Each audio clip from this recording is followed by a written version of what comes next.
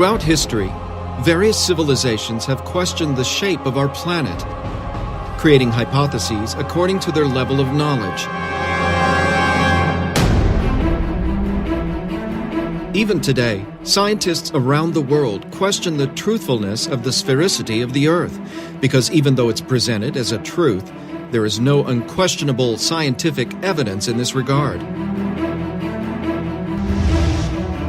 Everything on which science bases itself are only evidences, and evidences are not proofs.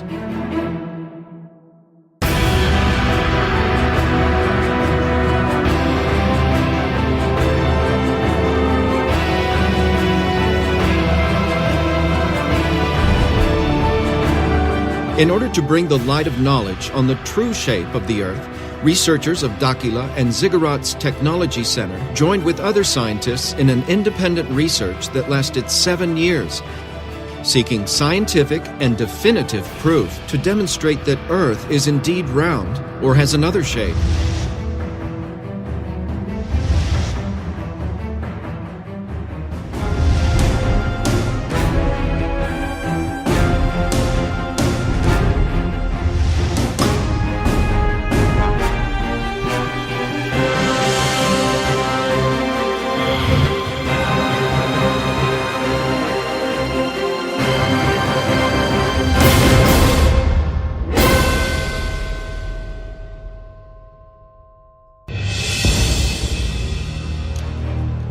In 2011, researchers from Dakila and the Ziggurat's Technological Center with the objective of proving the real shape of our planet.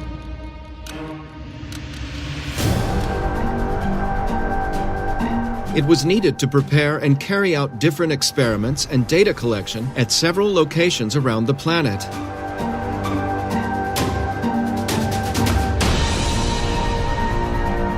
Likewise, several experts were consulted on the possibility of the Earth not being spherical.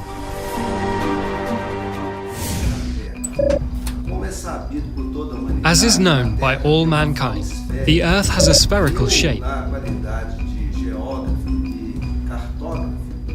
And as a geographer and cartographer, it is difficult for me to accept that the Earth is not a sphere. All this knowledge here, and the perception of man thinking and acting according to these rules here, he is fixed to this model.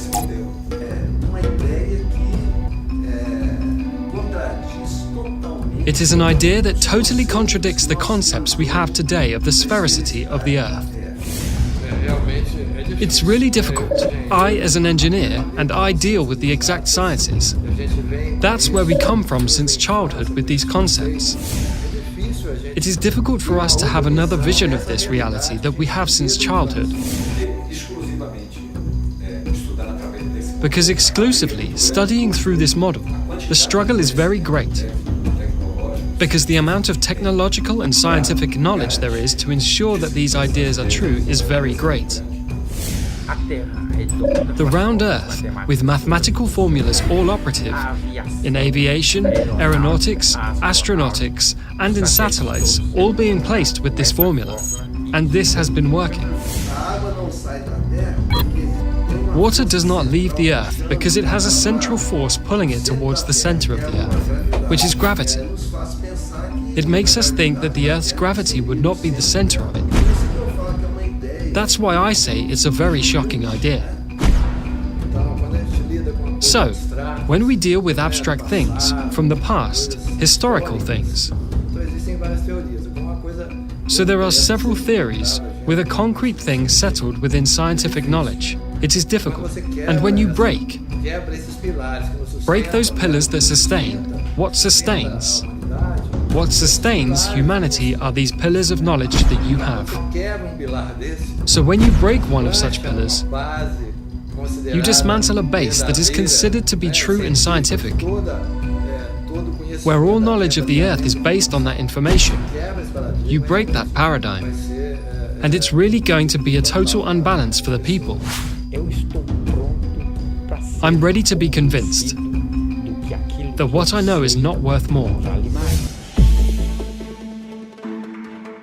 Urandir and the researchers from Dakila and the Ziggurats Technological Center evaluated all possibilities for the realization of the scientific experiments in order to find proofs that determined the real shape of the Earth. We did dozens of experiments. We will only present 7, as it was enough to determine the real shape of the planet. We use the methodology of L'Ariel science because the results are much more precise.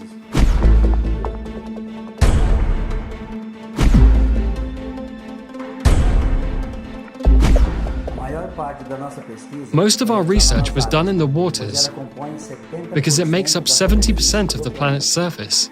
The first chosen experiment was to determine the curvature of the horizon at water level.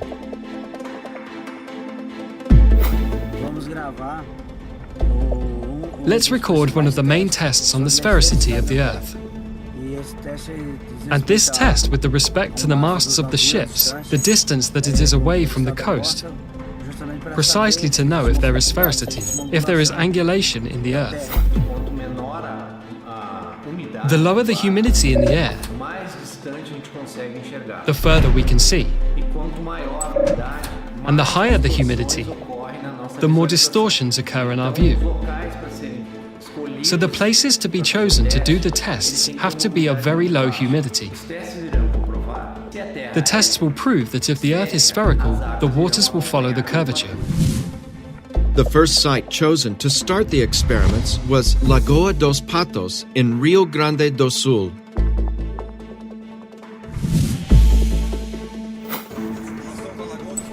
We are in Lagoa dos Patos, and there is a team. They are mounting a telescope with a great capacity of visualization and must follow the 2 boats that we will see in sequence. This image should also be registered by the cameras that are installed on the edge of the beach.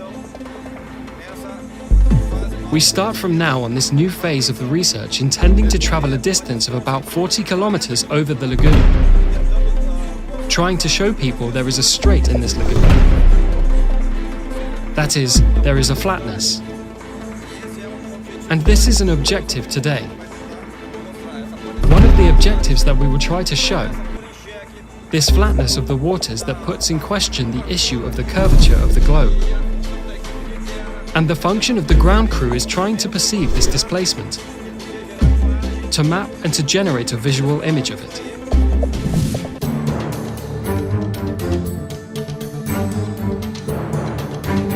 The researchers mounted a Newtonian telescope specially designed for the experiment, with a high-definition camera attached to its eyepiece to register the entire process.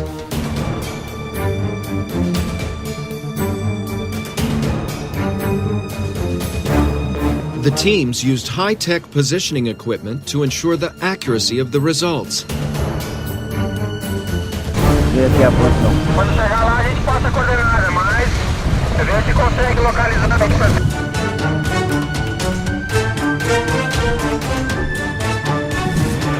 This same experiment was carried out in other places. One of them was in the Strait of Gibraltar in France.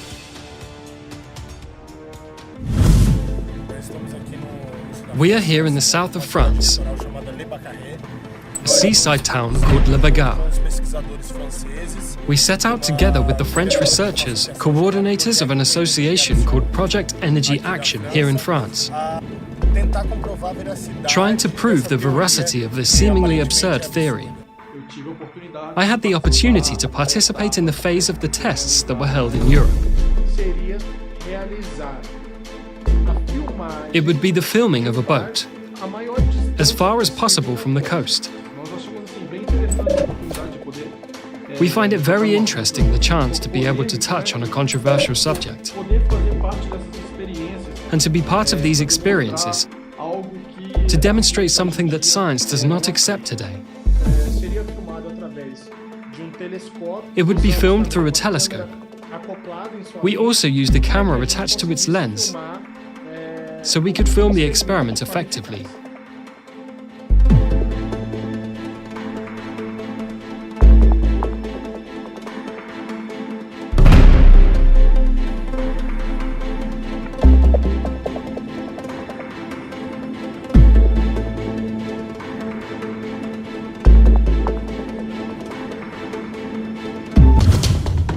This experiment was also carried out in Brazil at the Três Marias Dam in Minas Gerais.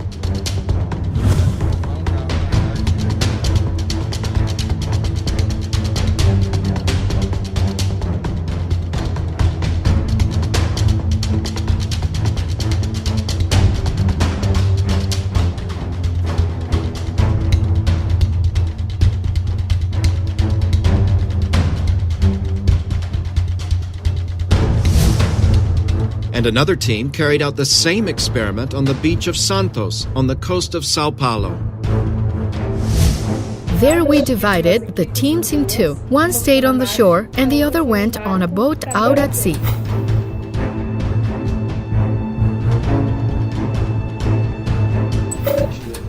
We brought a Newtonian telescope. We were also using a total station.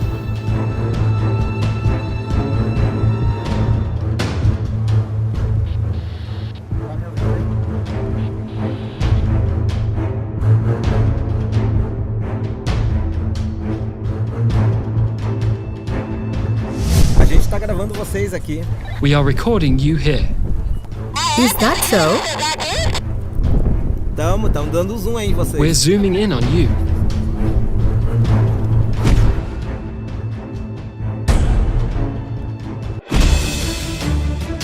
Another telescope experiment was realized at Lake Titicaca in Peru.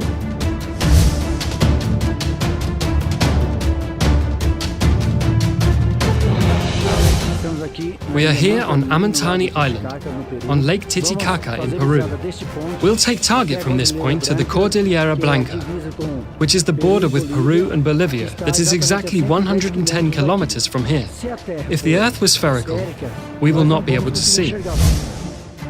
At this distance, the curvature of the Earth would have a height of 237 meters, the equivalent of a building of 79 floors.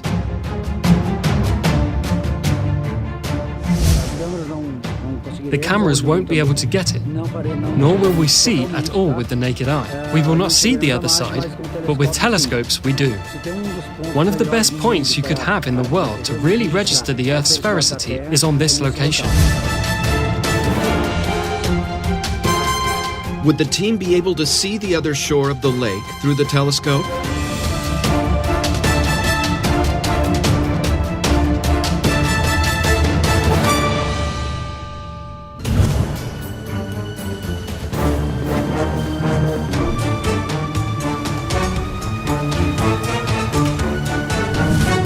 Back in the experiment with the boats, the researchers observed that after some time following the boats with the naked eye, they began to disappear on the horizon.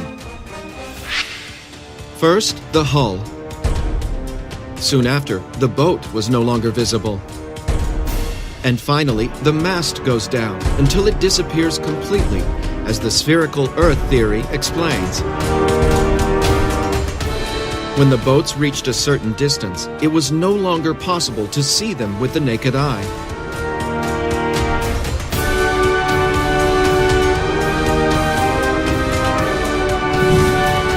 So does this mean that the Earth is really spherical?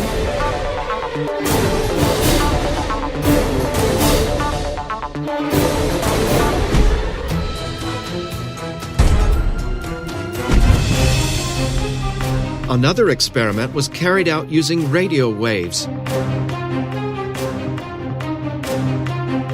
Teams were separated at a distance of 14 kilometers on opposite sides of the lagoon.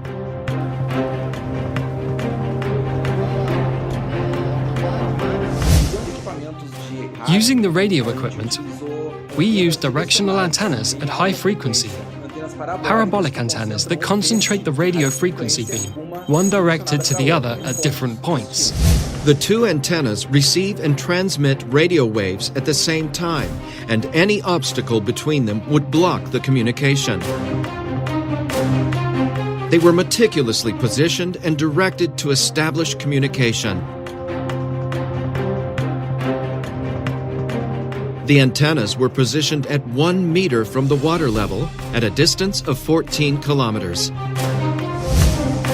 At this distance, The curvature of the Earth in a spherical model would generate an obstacle with a height of 3.84 meters, the equivalent of a two-story house, which would prevent the communication.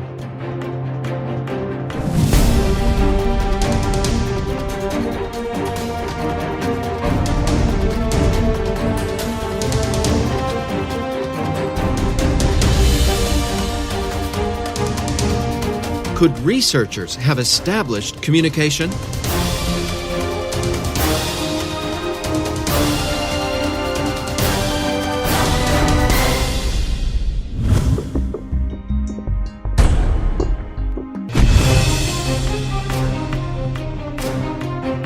Another performed experiment was to measure the flatness of the waters with the use of light. The researchers opted for the use of a laser beam because its beam of light propagates in a linear way and can reach long distances with minimal loss of potency.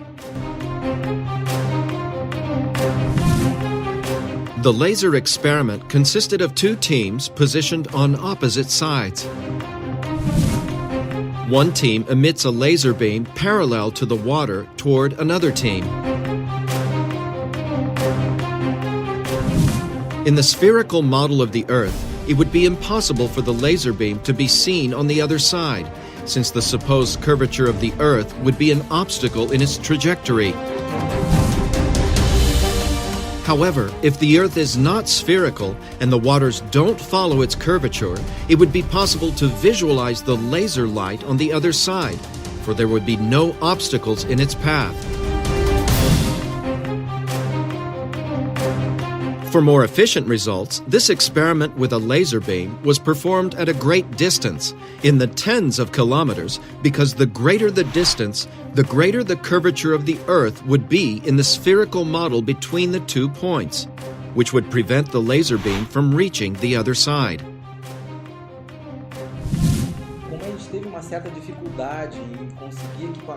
As we had some difficulty in getting high-power equipment,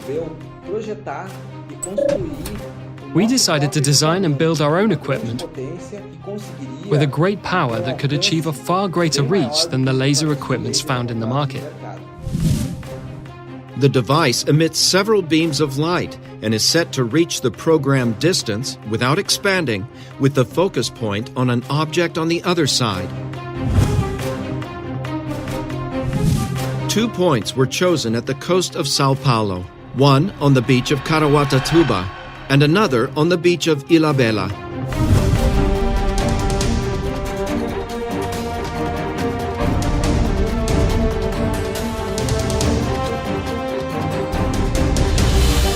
The team prepared the equipment during the afternoon to conduct the experiment at night. The devices are positioned at a height of 1 meter above the water level, directed towards the team on the opposite side.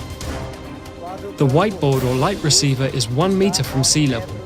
The distance is 15,000 meters, 15 kilometers. With the equipment ready, it's time to start the experiment.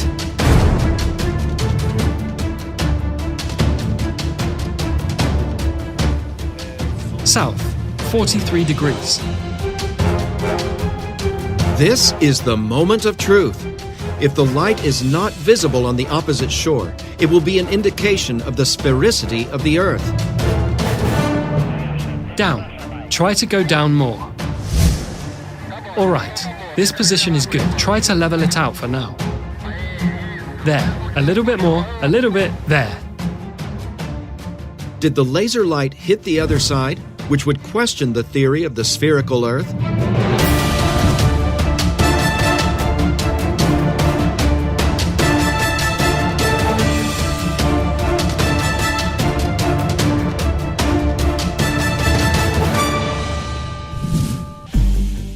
The team's next step was to repeat this same experiment over longer distances.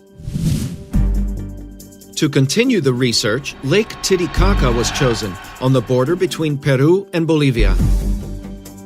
One team was in the town of Juli in Peru and another on the beach in Copacabana, Bolivia.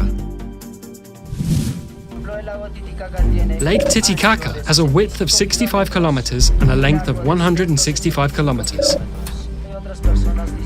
Other people say that the lake has spines, but it has not. It's a flat surface. It is a mirror Lake Titicaca here in Peru. If you look, for example, 30 to 40 kilometers, the lake looks flat.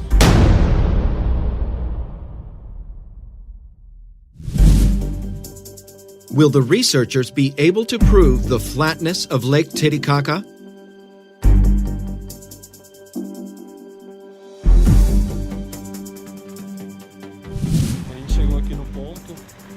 We got here on the site, right on the side of the road.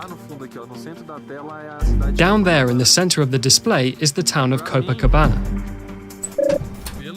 For me, from what we are seeing here, the theory of water flatness is very convincing. But we will seek more evidence. It needs more results. We are Team 2. Team number 1 is in a town called Huli, also on the beach of Lake Titicaca. So here we are on the same level as them. There, team number 1 is approximately 2 meters above the level of Lake Titicaca. We are here 1 meter and 35 from the sand, and about 40 centimeters from the water level, as you can see there. The teams are in position. All equipment has been checked. And the experiment begins. That's good. Leave it there. We're pointing the laser. The laser is then fired. It hit it. There. To our right. To our right. A little bit to the left. Right there. We will blink.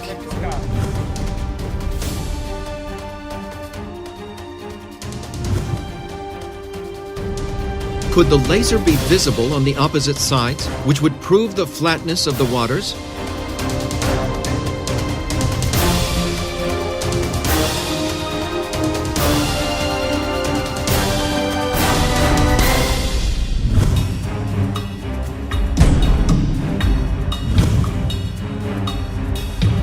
An unprecedented experiment developed by the researchers was to measure the geodesic curvature between two buildings over a long distance using high-precision GPS. Considering the round planet, you have to mark a point from one extreme to the other, from a certain distance, precisely to prove mathematically whether the Earth is round or not. So we got 2 cities, far away.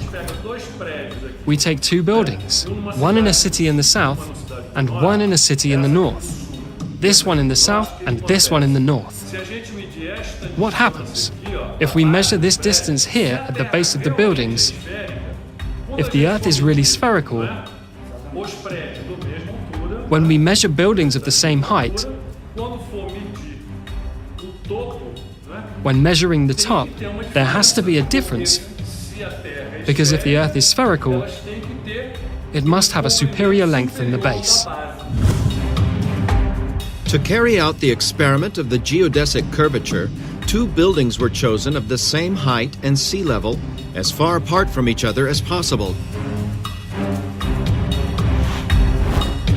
High-precision GPS measurements are done at the base and at the top of each building. According to the theory of the spherical Earth, the distance of the measurements of the bases must be different than the measurements of the top, even in a few meters. But if the measurements are equal, this would show that the Earth has no curvature. In order for the results to come out with the best possible precision, the CTZ researchers invited INCRA, the National Institute of Colonization and Agrarian Reform. This is one of the most respected organizations in Brazil and one of the best in the world in the area of topography. INCRA engineers and technicians met with the researchers from the CTZ and Daquila to decide on the realization of the experiment, which would be evidence or not of the sphericity of the Earth. Analytically, we will see if really this line here will be perpendicular in relation to this horizontal distance between the 2 points.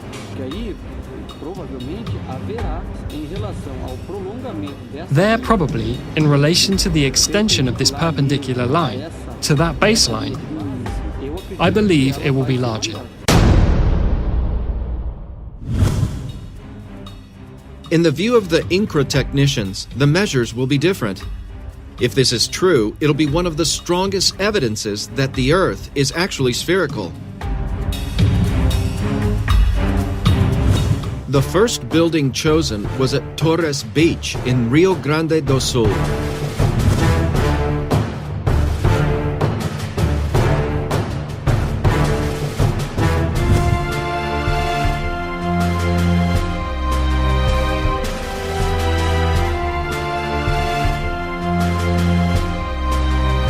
The second building was chosen in Natal, in Rio Grande do Norte, at a distance of 3,050 kilometers from each other, with the same altitude in relation to sea level.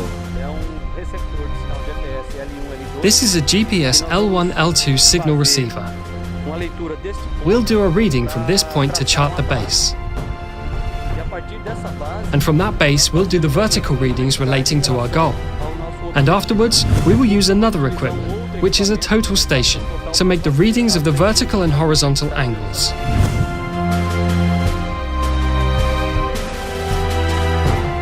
To what conclusion did INCRA surveyors arrive in relation to the curvature of the Earth?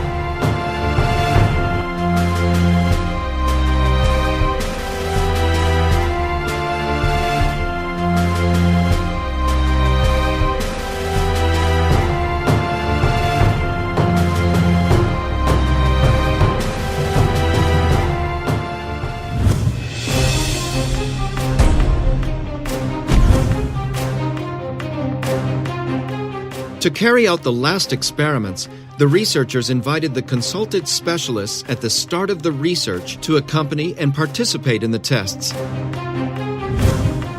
Paulo Cesar Parra, civil engineer and geotechnical engineer, and a specialist in dam projects. It's difficult. As an engineer, and I deal with the exact sciences. We carry this from childhood with these concepts. It is difficult to have another insight of this reality that we have since childhood. Mauro Diaz, geographer and cartographer, specializing in aerophotogrammetry. As is known by all mankind, the Earth has a spherical shape. And for me as a geographer and cartographer, it is difficult to accept that the Earth would not be a sphere.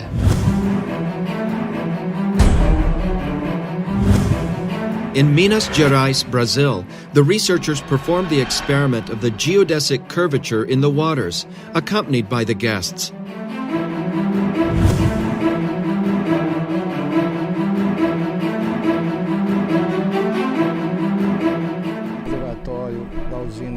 We are here in the reservoir of the Três Marés hydroelectric plant.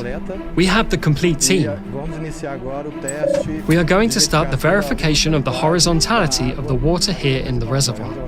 It is a large reservoir. We are in a stretch that will give us up to 18 kilometers. The test aims, in other words, the following. The dam has a certain level. If the level GPS measures give the same, this means that there is no curvature of the Earth. If the measurements are different, then this means that there really exists an Earth curvature in relation to sea level. We are with a geodetic GPS already installed here. The surveyor is now going to another point, taking another point to start a triangulation, thus verifying, through this process, verifying the horizontality of the water. This first point in the elevation in relation to the sea level is of 556 meters altitude, so we're going to hit more than 3 points. This equipment, the geodetic GPS, we have two devices.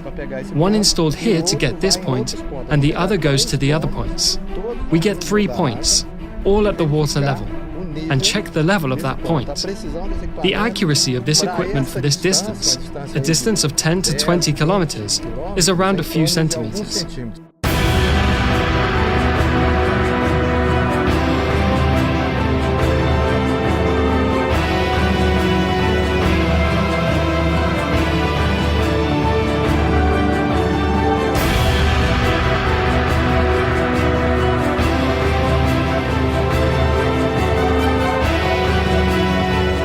Engineer Paulo Cesar Parra supervised the entire experiment thoroughly.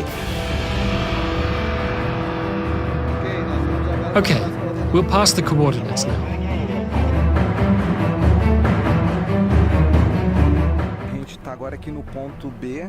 We are now here at point B, 7.5 kilometers from the starting point, and there we had 556 meters altitude on the lagoon level.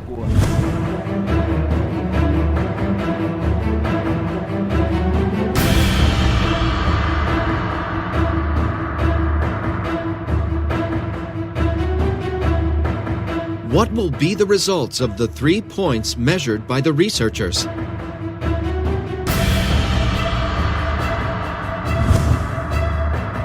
Will they prove the flatness of the waters or the sphericity of the Earth?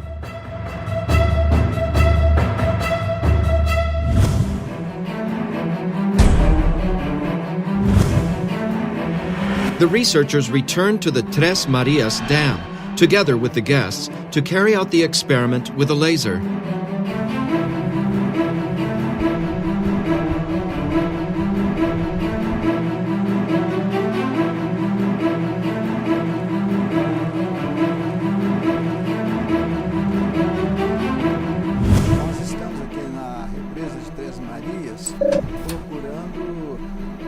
We are here at the Tres Marias Dam trying to explain various phenomena. Since we have an open mind, we have to do an investigation. A research with several experiences to explain these variables. We are going to point B, 18 kilometers from point A, where the first group is. We will perform the laser test at this distance just to check the Earth's curvature.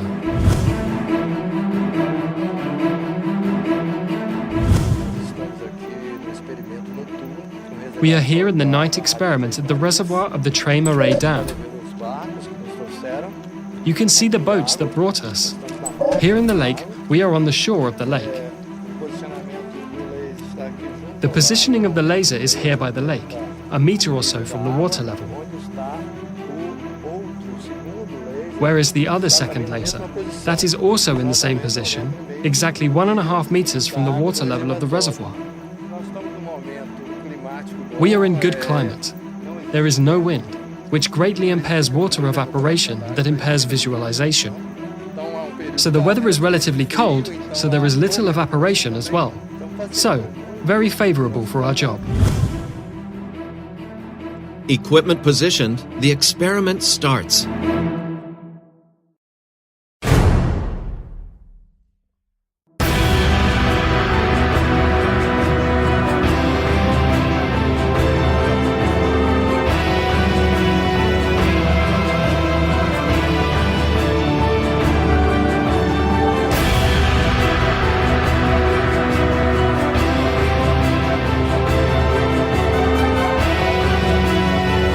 Experiments performed.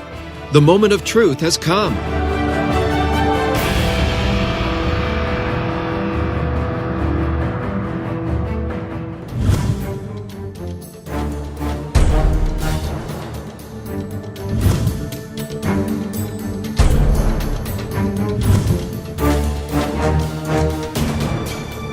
To what conclusion did the researchers arrive in relation to the experiments with ships? The researchers realized that after some time looking at the boats with the naked eye, they began to disappear on the horizon. First the hull, then it was no longer possible to see the boat, and finally the mast lowered until it disappeared completely, as the spherical Earth theory explains. Watching the boats with the naked eye, the initial impression is that they were disappearing, as if descending behind the horizon line. When the boats reached a certain distance, it was no longer possible to see them with the naked eye.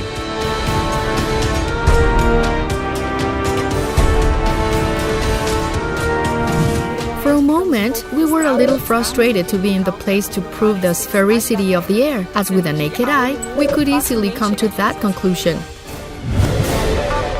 Does this mean that the Earth is even spherical?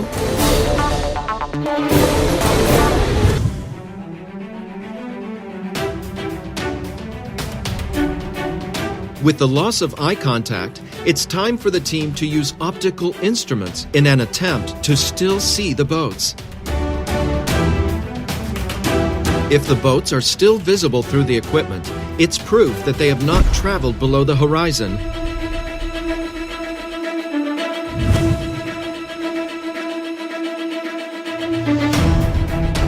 And to everyone's surprise, the boats were still there, visible.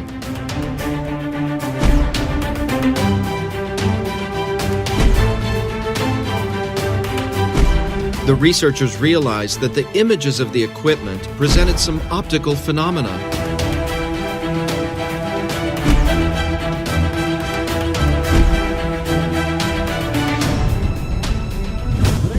During the experiments, we perceived the formation of optical phenomena that we initially attribute to the Fata Morgana effect, which is the refraction of light in the layers of the atmosphere. This phenomenon is very common in deserts. There are the famous mirages. The mirage is the Fata Morgana effect.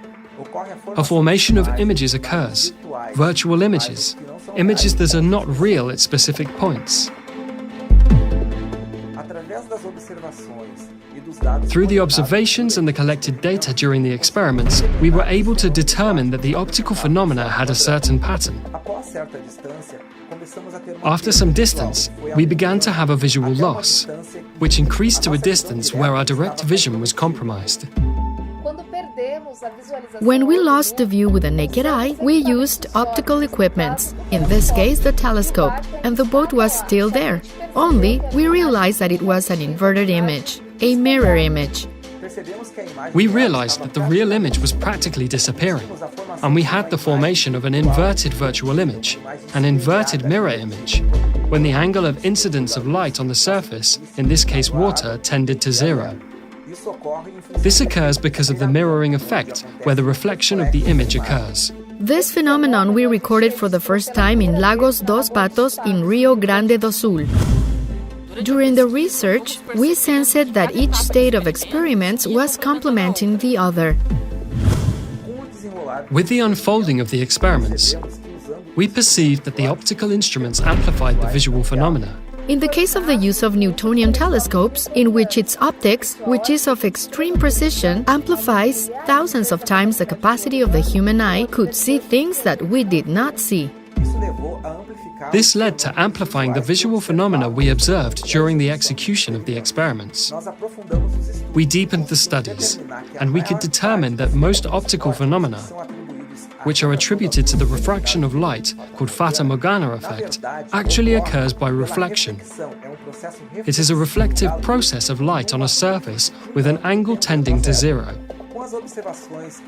With the observations we make, we have been able to promote a new physical theory that explains the Fata Morgana effect from a new optic, a new point of view. We call it the theory of optics applied to visual phenomena. This conclusion helped us explain three phenomena that we know are illusions. Why the boat seems to disappear going down the horizon line, why first fades the hull and then the boat, and why when an observer is taller can see farther. We conclude then that boats don't descend at the horizon, and that we lose the ability to observe them, to see them in function of an optical phenomenon. With this experiment, one of the main arguments of the spherical Earth theory, that boats disappear on the horizon due to the curvature, is totally refuted. This is the first proof of the flatness of the waters.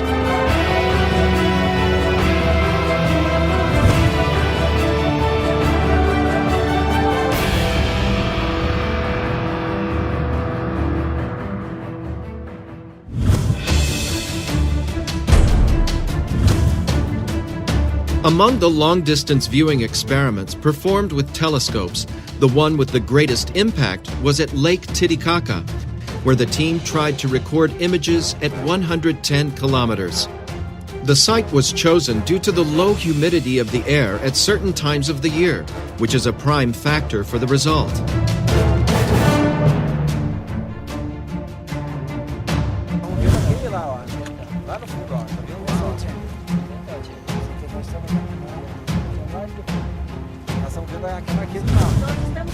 We are talking here with a boatman of the boat May 3. He is an inhabitant of the island of the Uros. He is from the Aymara civilization. Is it possible to see the other side of the margin? Or is this not possible? Yes, it is possible. Always because our lake, we think, is like a table. How many kilometers do you see?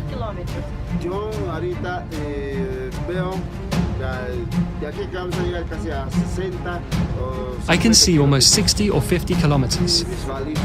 Normal, no binoculars, nothing? Yes, normal, without binoculars.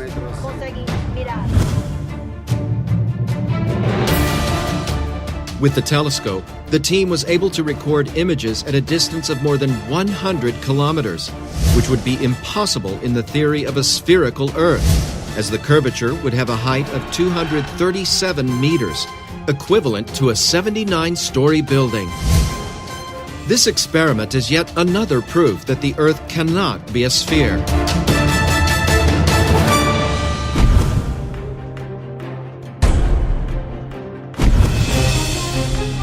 And the result of the experiment with radio waves?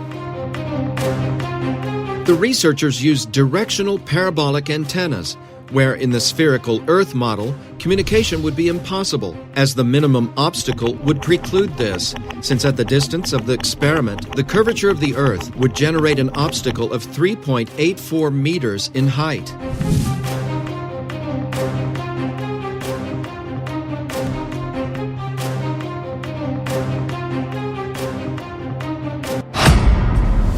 We have connected. Got it.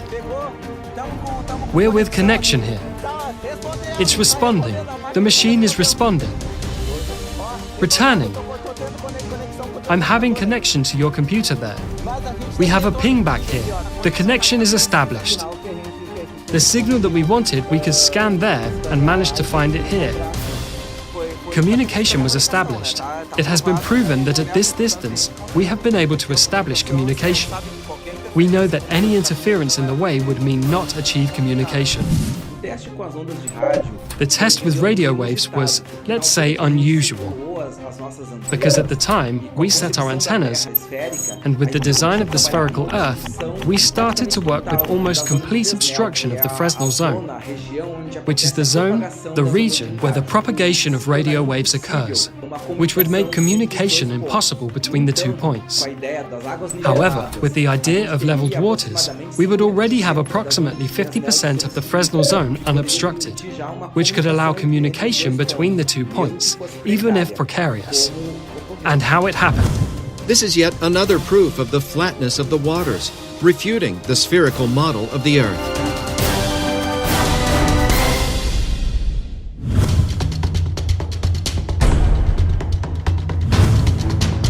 What about the geodetic curvature experiment performed on the buildings?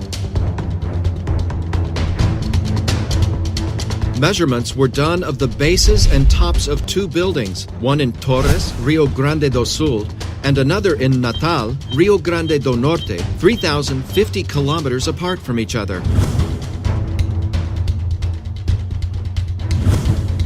According to the theory of the spherical Earth, the distance of the measurements of the bases must be different than the measurements of the top, even in a few meters.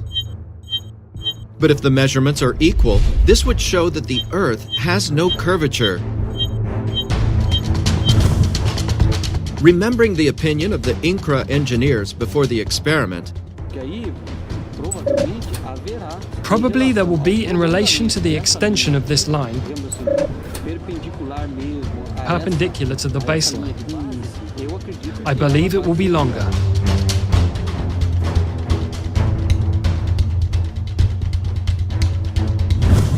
Thinking of the Earth as a globe, the initial expectation was that the measurements were different. But when the results arrived, the base and the top measurements were the same. showing that the two buildings are leveled upright. And here the opening angle, where we read the point here, the base of the building and its height. As we do this calculation here, on this plane, we will always find this distance here. On this plane, we will always find this distance here.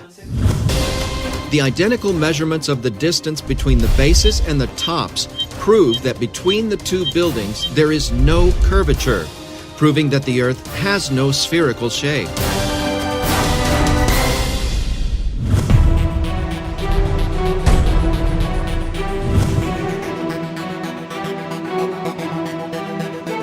In the experiment of the geodesic curvature in the water, 3 points were obtained with a high-precision GPS on the Tres Marias Dam in Minas Gerais, whose extension exceeds 70,000 meters.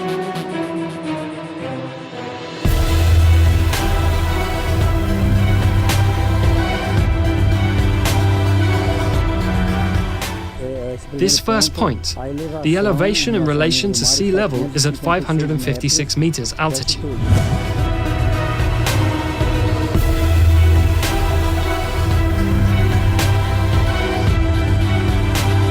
The second point also presented the same result, 556 meters of altitude.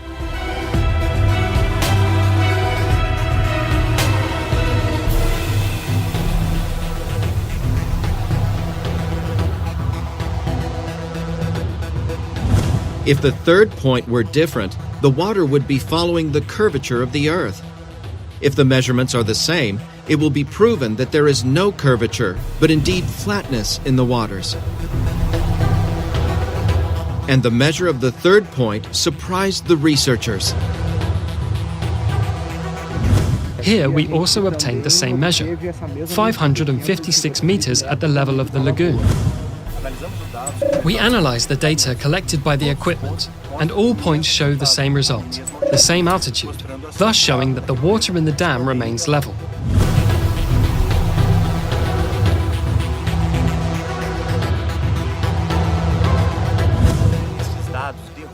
These data overthrow the theory of sphericity, because according to this theory, the water should follow the curvature of the Earth. Only in a curve there is no level. The 3 altitude measurements were identical, proving the leveling of the water, proving that the Earth has no spherical shape.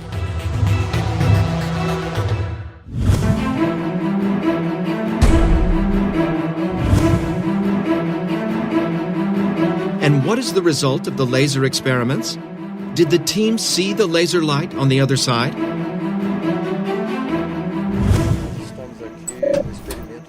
We are here in the nocturnal experiment in the Tres Marias Reservoir. We are on the shore of the lake. The positioning of the laser is here by the lake, a meter or so from the water level where the second laser is. It is also in the same position, exactly 1.5 meters from the water level of the reservoir.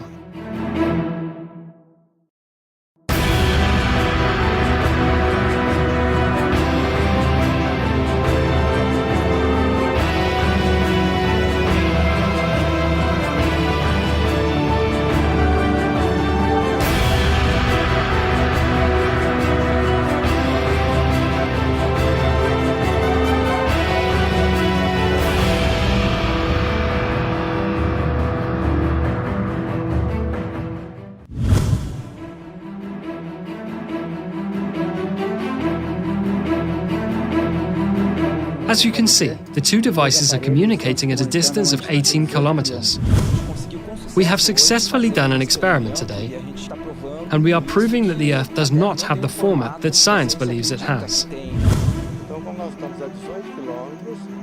So as we are at 18 kilometers, there is no water level difference from here to the other crew that is 18 kilometers away. It's exactly level. On this distance, there should be a visual obstruction by virtue of the curvature of approximately 6 meters, and we were able to get the signal from a laser cannon from the other shore at 18 kilometers on a little more than a meter from the level of the lagoon. This is the ultimate test. There is no curvature. To guarantee the accuracy of the result, the researchers decided to conduct a surprise experiment.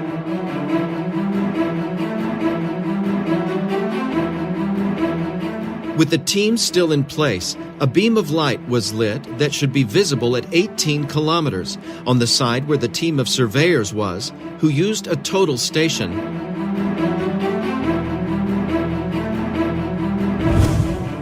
At that distance, the Earth curvature would have risen 6.3 meters, equivalent to a 3-story building. Do you see? Yes. Down. Can you see? Yes. Down. Can you see? Can you see? Yes. I am at water level. At water level. So okay, I will write down and you read the angles and the coordinates. There you take that height where it was blinking at the water level. It's on water level. But on how many meters high? 0. It's blinking in the water, right? It's in the water. 10 centimeters from the water. Okay, so I'm going to write down the angle here.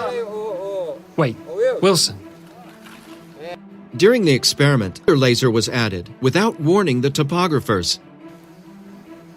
Do you see any other light?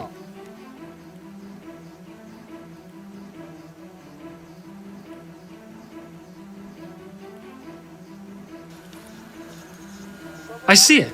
I did see. I saw a laser now. He did see. He saw the laser. It die off. Lower the laser. All right, wait a minute, Wilson. Now I saw the laser. Did you see the laser? Not now. I saw the laser there. Lower a little bit. Do you see the light still? I see the laser there.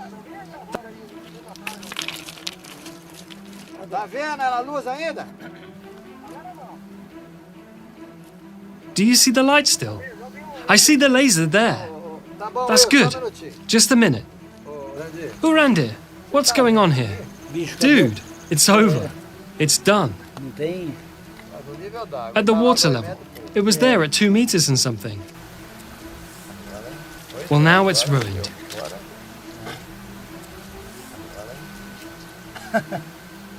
Now, so anything else needs to be done. We can go, right? We are with a telescope. We have a precision level, an optical level, with a topographer. We have a total station, which is a topography equipment that is used for measurements and level determination. So we are here 18 kilometers marked with a GPS on an island,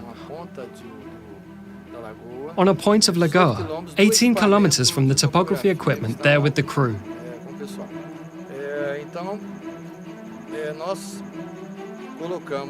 So we put a light beam, and then the topography equipment can see the light at water level.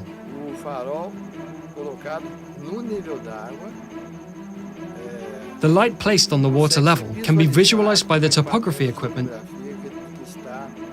that is positioned 18 kilometers. And the engineer remained perplexed by the outcome of the experiment. We can go, right? This is unquestionable proof that the Earth is not a sphere, for the waters are level.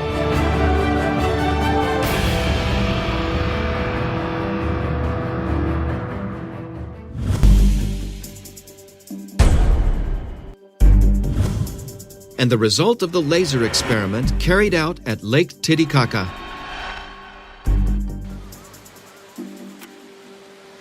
It is hitting the hill on the hill. Look over there.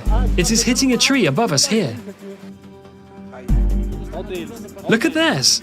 Look at theirs. Are you pointing yours too? We're seeing. We see yours. It's just too high. It's very high. Look there. You saw. In this direction. It made it. There, it appeared again. Go. There, it made it again. That's it. Stop there! More to the left. Stop there. Stop! Through light here. It is illuminating here. It is moving there too. Here it is illuminating everything. We have already done the first tests, and the laser of team number 1 has already appeared here in the treetops that are on our side. Then the trees here have about 2 meters, 2.5 meters. So there we start directly discarding the hypothesis of the Earth being spherical. Because we are 35 kilometers away from team number 1 in a straight line from end to end, on the lake, on lake level. And according to the theory of spherical Earth, that 35 kilometers should give at least 23 meters and 98 centimeters of Earth's curvature. So a light communication would be impossible as we just have had. The result was positive here. We could see the laser on the other team there, and they could see us too. More than 30 kilometers, so there was no curvature. Total flatness. The research here was excellent. Here with this laser visibility test, Team 2 and Team 1 at 35 kilometers. There really was an unusual commutation at a distance of 35 kilometers, and that there should be an arc of approximately 24 meters. Neither Group 1 or 2 should be seeing the lights.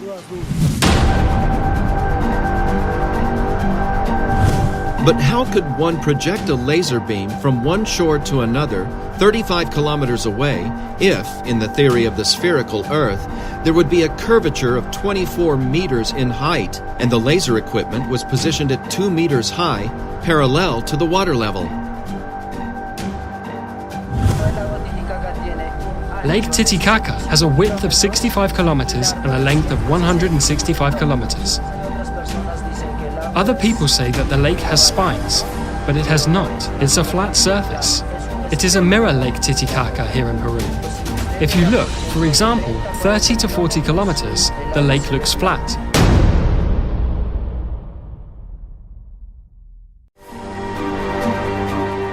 This is yet another unquestionable proof of the flatness of the waters, which definitively overturns the theory of the sphericity of the Earth.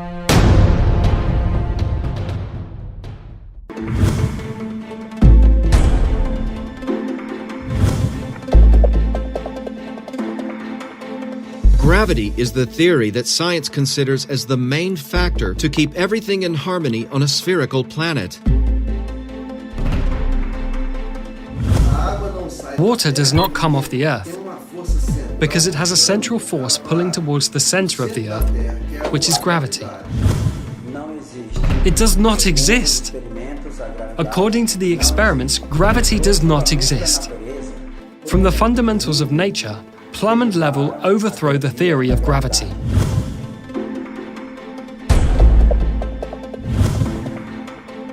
The plumb is an instrument used to gauge verticality.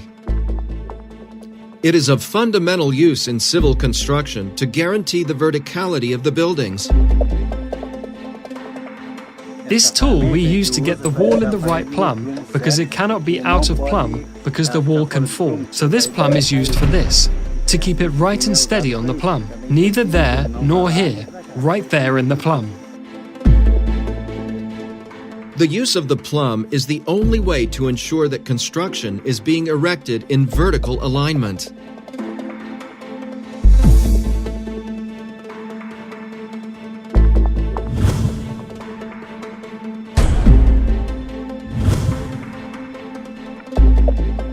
The level is an instrument used to measure inclinations and is fundamental to ensure horizontality. It's used extensively in the areas of civil construction, surveying, photography, and astronomy, among others. The most common model is the bubble. Any construction has to have level and plumb, because if it gets out of plumb and level, it can fall. That house can fall.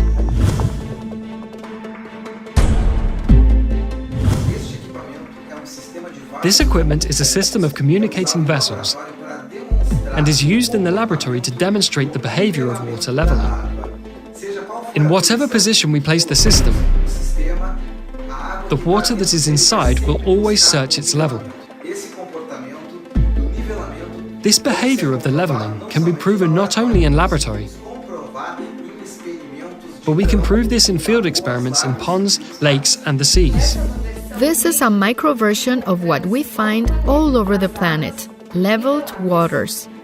By verifying that the water remains level, both in micro and macro environments, it's also verified that gravity does not exist, because if this force existed, the waters would follow the curvature of the planet. But then, what forces act to maintain harmony on a non-spherical planet?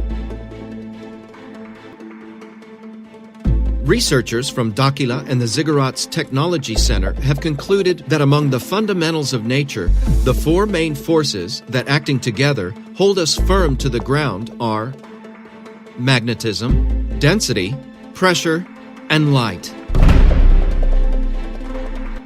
The researchers called this set of forces MDPL.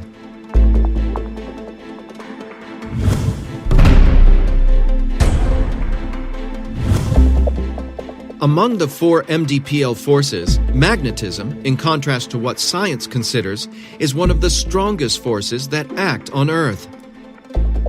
It's the main force that keeps everything in balance, from the bonds of an atom to the Earth's magnetic field.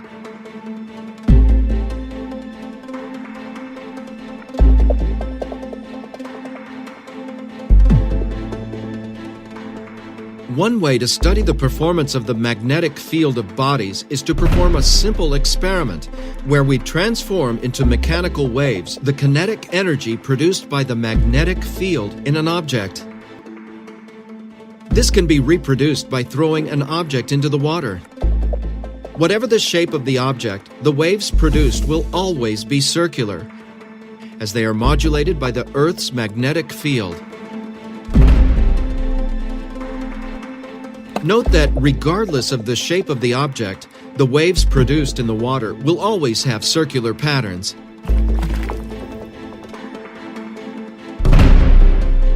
This happens because the waves in the water are being modulated by the influence of the Earth's magnetic field. It does not exist. According to these experiments, gravity does not exist.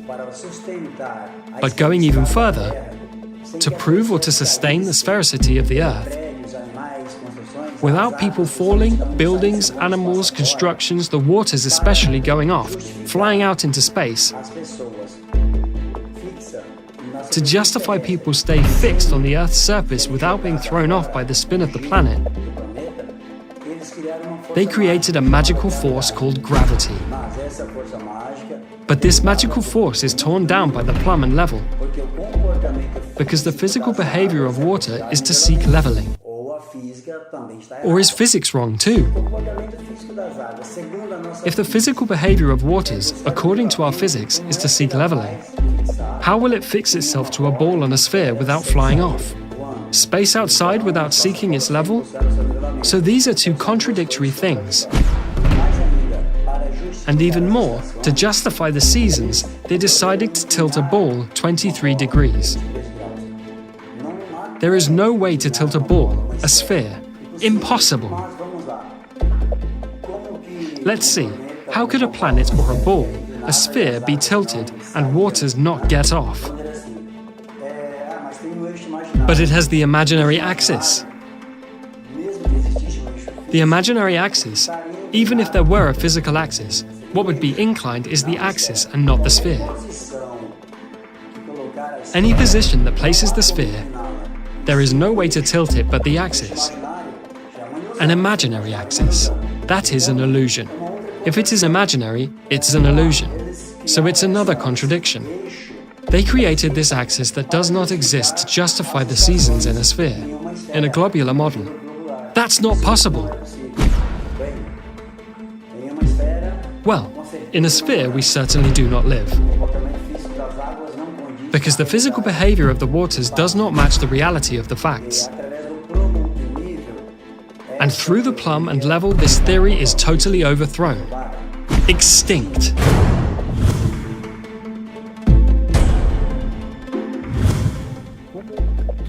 What would Earth be like? The first sight, the Earth is absolutely flat. But this plane goes where? Is it square? Is it a circle? Looking from above, the impression you have is that the Earth is flat.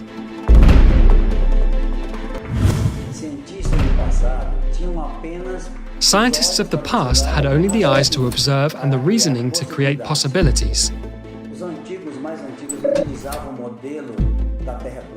The older ancients used a model of the flat Earth, square Earth, triangular and geoid. Later, other scientists defined the most suitable model would be spherical, geoid, putting a stake at one point and another at 800 kilometers. But he did not take into account the altitude, had no GPS, had nothing. So, there is really no way how these ideas, with the technology of today, can be considered, because everything we have today overthrows these theories. Any experiment today can prove that the globe doesn't exist. It's impossible.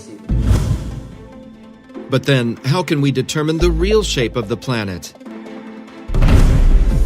The CTZ researchers collected information on the movement of the Sun, the Moon, and the stars in different parts of the planet.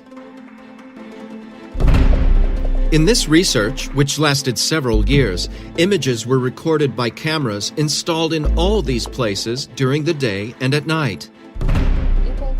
We found several differences in the trajectory of the Sun. One of the most significant was between Australia and Argentina, which are in the same tropic. While in Argentina, the Sun moves at about 180 degrees. In Australia, it moves almost 270 degrees, which would be impossible in a spherical Earth model. Another significant example was in the Canary Islands, where a time-lapse of the stars showed a circular movement incompatible with the spherical model of the Earth. This movement would only be justified if the place were near the poles in a spherical Earth, which is not the case. We do not understand that with so many discrepancies we have found, and with the technology available today, no researcher, no scientist, no astronomer, no space agency in the world has perceived any of this. The discrepancy in the comparison of the trajectory of the Sun and the stars between the different points, when related to its geographical position in the current world map, allowed to generate a new geographical model of the continents. In this model, the continents present a size and position somewhat different from the current world map, having the North Pole to the center and the other continents around it. This new model was called convex Earth. We call it convex Earth because the continents have a convex relief, starting at the sea level, racing to the highest point, and returning to the sea level. According to altimetric analyses, all the continents present a convexity in their relief. According to the investigations, in the convex Earth, the magnetic field has the following layout, with the magnetic North Pole located in approximately the middle of the planet. Due to the magnetic field, anywhere on the surface of the planet, a compass will always point to the North Pole, as the South Pole represents its entire border. The magnetic field is also responsible for modeling the shape of our atmosphere, which takes the form of a plane convex lens. In this way, the atmosphere, formed by several gases and water in gaseous state, takes on the characteristic of a gigantic magnifying glass with a high degree of refraction, responsible for day and night. The following experiment simulates the behavior of day and night. We use a flat convex lens, a model of the continents, and an external light source simulating the sun. The result is a model of day and night in the corresponding time zones.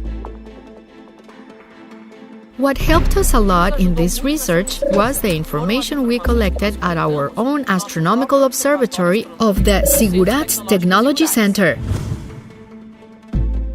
In this manner, the researchers concluded that the Earth is neither spherical nor geoid, but rather convex on the continents and flat in the waters.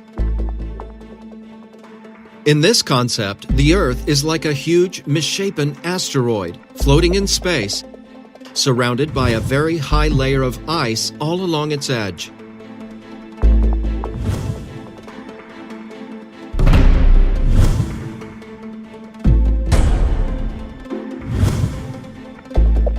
And how do satellites work in the convex Earth?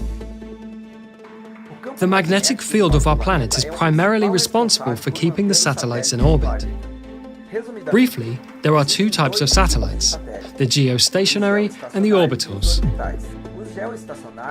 The geostationary ones are apparently fixed in a position over the surface of the planet.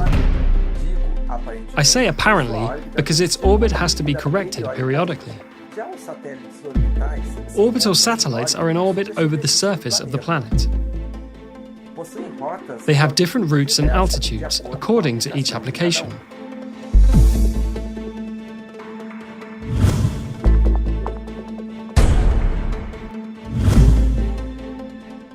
And why do Earth photos taken from space show a curvature?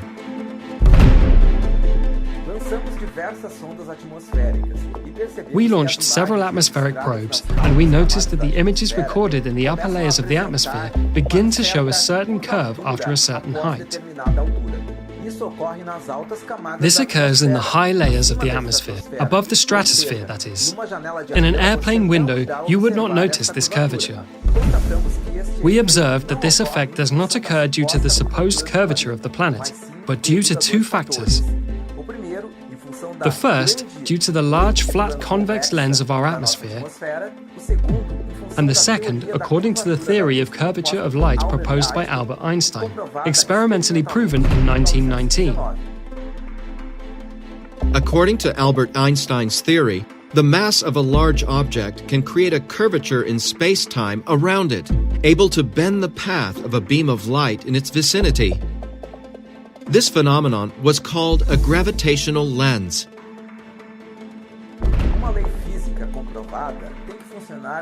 A proven physical law has to work in both macro and micro environments. In this way, the gravitational lenses were proved through astronomical observations of objects of great mass. Then we conclude that the curvature of light in the high layers of the atmosphere also occurs as a function of the mass of the planet itself and of its magnetic field. We fabricate in our laboratory a physical gravitational lens capable of correcting the curvature of light in the upper layers of the atmosphere. In the experiments, we reached the degree of 0.22 for the total correction. This can also be proved through computational simulation. This law also applies to other bodies, such as the Moon, and the planets we know from our solar system. They apparently are spherical when viewed through telescopes, but we do not know their real format. That is, not always what we see represents reality.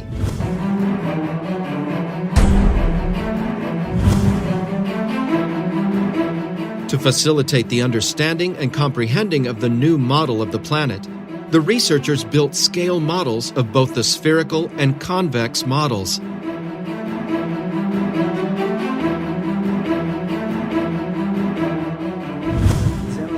We made a scale model on geographic scale, just so that people have better clarity. A visualization that much more facilitates the understanding of what Earth really is. According to the report, according to all the research that has been carried out by our researchers, we have come to the conclusion of this format of the Earth.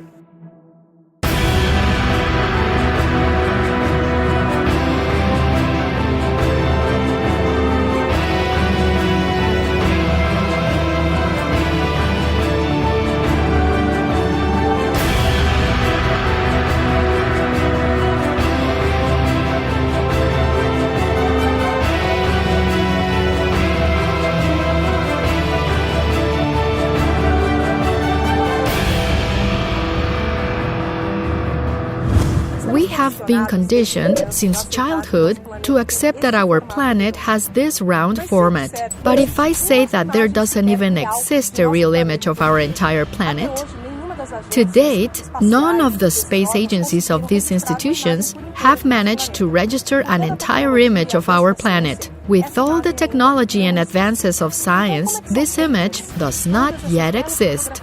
So how are they made, all those beautiful photographs we see on the internet, on posters, in films? This is very simple. Local images are taken, passed to a computer program, so they are manipulated, forged into a format we know today. This beautiful image, this photograph of the blue planet that we know, is nothing more than propaganda, just like many others we see daily. According to the research done, the calculations and measurements taken from our planet, this is not its format. The real format of our world is this. It is convex in its continents and leveled in the waters.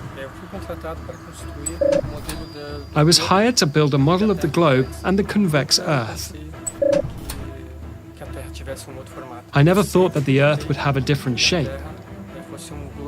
I always believed that the Earth was a globe, an entire round sphere, all tidy, perfect.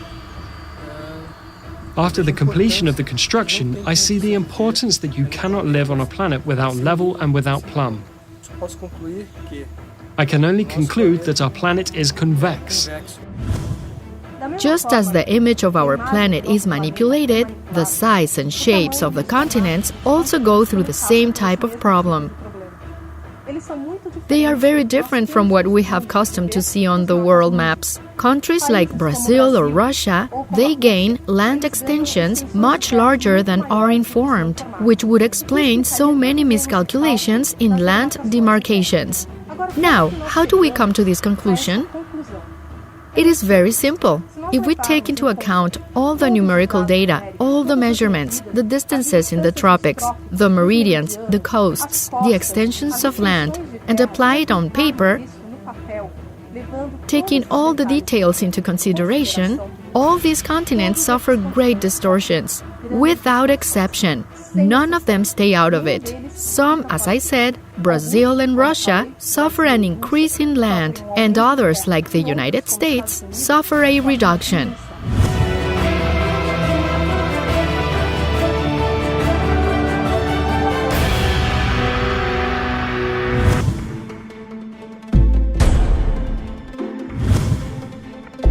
During the surveys, strong evidence emerged of the existence of a new continent. And what about the new continent that is far beyond our borders? We call it the Greater North. For those who are here in South America, heading north. So we call it the Greater North. With the help of Navy and Air Force officers, we were able to trace logistics towards the Greater North, towards Siberia, towards Russia. There were several factors that led us to perceive the existence of the new continent. With the launch of several atmospheric probes, equipped with cameras and other equipment, we were able to identify a territorial mass that is not included in our maps. It is not part of our current cartography. And, analyzing the images, mainly of the probes, we realized that it is part of a new continent, behind an immense layer of ice.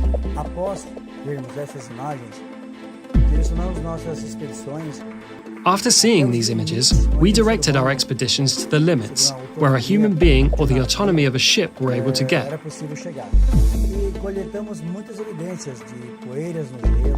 And we collected many evidences of dust on the ice, pollen, and other evidences that really brought us to the certainty of the evidence of this new continent.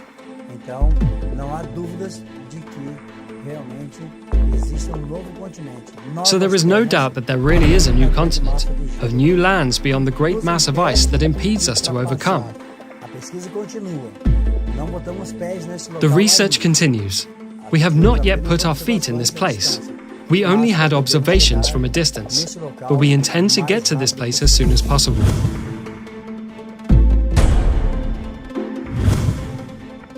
A study performed by the CTZ on the Sun, Moon, and stars brought many answers regarding the positioning of the continents and the shape of the Earth. On the other hand, many questions have arisen.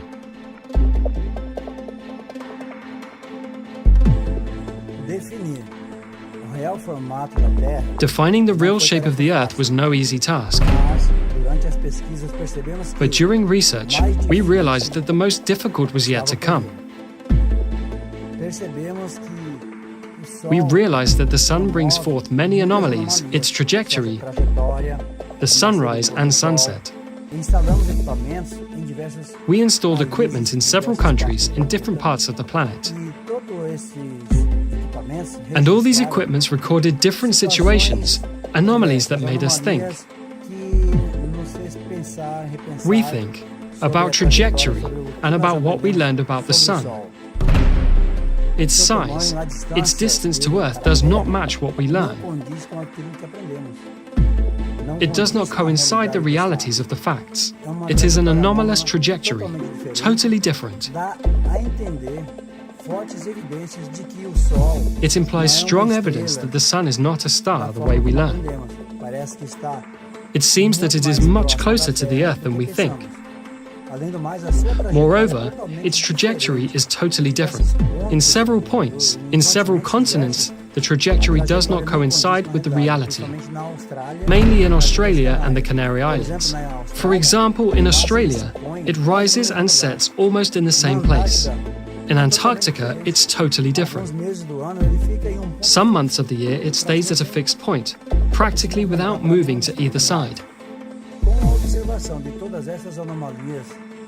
By observing all these anomalies around the world, we realize that there is a possibility that the solar system is totally different from what we have learned. It might not even exist. During these observations on the Sun, we noticed that the Moon has also a different behavior. Its trajectory is very similar to that of the Sun, and its size is also completely atypical.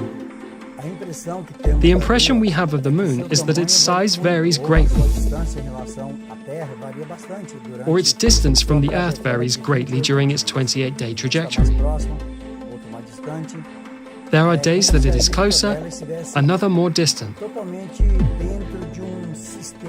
It is as if its elliptic were totally within a different system of space out there, as if it were another reality. And because of the various anomalies observed in the Sun, the Moon and the stars, we determined that the Earth doesn't spin. It does not have the spinning motion. We can consider a gentle wobble or a gentle tilt. But sure, the land does not spin. It is motionless. The mystery surrounding the Sun is so complex that we will continue our studies. We will continue to research because it is in our interest to unravel the mystery that surrounds our star.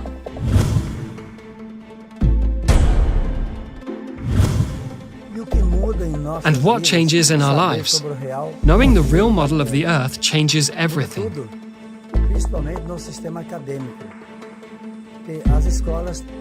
Mainly in the academic system. Schools will have to redo all of their programming from their school curriculum, geography, astronomy, mathematics, physics, everything changes. Everything we learn, the whole context, especially with regard to the model. Cartography, air navigation, maritime, fuel economy, military strategies, meteorology, climate issues, all of that changes.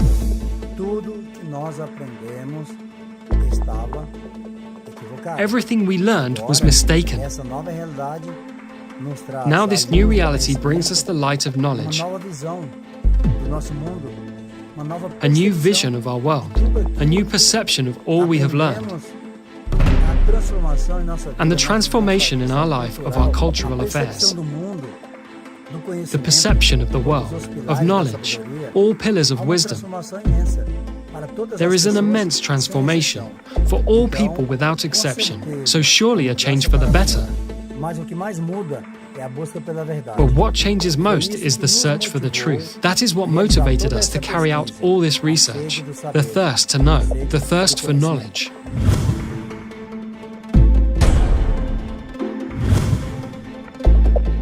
And what about the specialists Mauro Diaz and Paulo Parra who accompanied the experiments? I have always worked with the concept that the Earth is spherical. And my colleagues and all cartography is based on the sphericity of the Earth. A problem even of reasoning. Because I worked so many years in a belief, and I will accept a new belief, variables that had to be explained. As long as I did not have this explanation, I remained with a very big doubt that tormented me and even made me lose sleep at night. I kept thinking about it. But on this trip we did here on the Trem Marae Dam, we did a very important test. That is the projection of a laser at a distance of approximately 18 kilometers. And it is known in cartography and by the conception of the sphericity of the Earth that we cannot see a thing beyond 10 kilometers. So we witnessed this experience with all success. It was done at night. The laser beam projected parallel to the water mirror. The test resulted perfect and satisfactory. And we made the greatest effort, using as much as we had in our technology to do this test. We brought a laser beam, we brought theodolites, we used communication radios. So I declare concluded the basic part of this research, and I feel it is a moment of glory for us. So to finish, I know there will be a series of confrontations, doubts among other technicians, but we are convinced to get them also to do research. I think this is a very big paradigm shift for Earth science.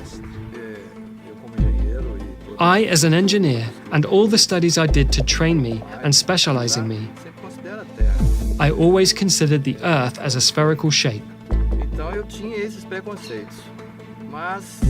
So I had these preconceptions.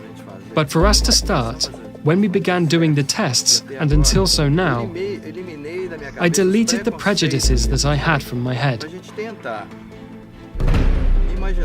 trying to imagine myself without any knowledge of the Earth, to verify whether it is spherical or not. It is clear, without a doubt, that the Earth in the lakes region is flat. There was no difference of level at all. So I know it's difficult even for you to have the courage to talk about this issue here.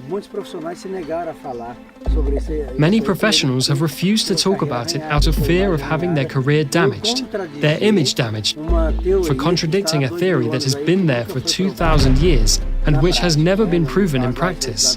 In the case of the Earth's sphericity, they are thus only theories in relation to exact science. What advice would you give to the researchers, to the people who occupy the same chair as you? The important thing is to eliminate these preconceptions, because those who understand these three forces well, magnetism, density, and pressure, may have a very great technological advance, develop other concepts of transport, of energy. I think those who understand from this new knowledge, try to deeply understand, they will have a very great gain in technology. We humans of the Earth, we will have a very great gain of technology. I have learned one thing. We have to have an open mind to discuss any theory, even if it seems absurd. At first I had this difficulty of understanding this revelation. I spent months working on this. We are coming to the end and all the report. All this will be archived, made available on the internet. For anyone who wants to repeat the tests, we will include all the devices that were used, all technologies, all coordinates. We are here at the Três Marés Dam in Minas Gerais, and all this will be available to all of you, so that everyone can repeat the tests at home if they want. With this, we hope that our contribution to science and to the people, to the government, to the Air Force, not only Brazilian, but to all countries, including, so that all people can have a different vision from those 2,000 years that we had this spherical Earth theory. And now I hope you draw your own conclusions.